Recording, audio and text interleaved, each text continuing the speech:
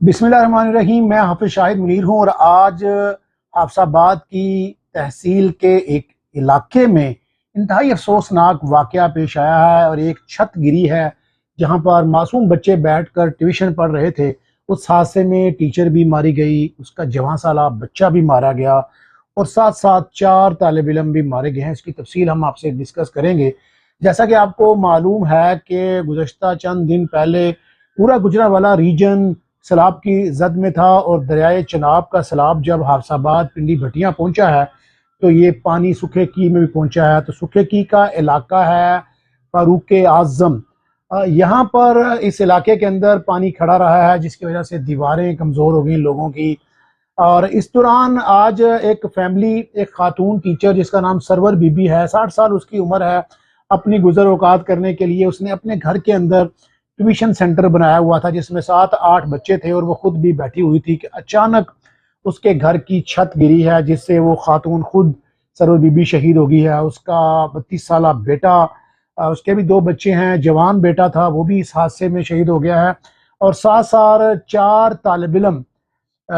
तालिब इल्म जिसमें रूहान है एक बच्चा, एक का नाम रेहान है, एक का नाम उमर है और एक का नाम अब्दुर्रहमान है और एक हैदर है।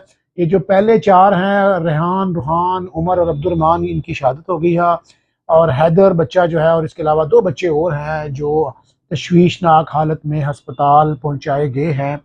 इस वाक़या का इल्म होते ही सबसे पहले अहले इलाका खुद पहुंचे हैं। चूँकि ये कच्चा घर था, कच्ची छत थी, बोसीदा छत थी।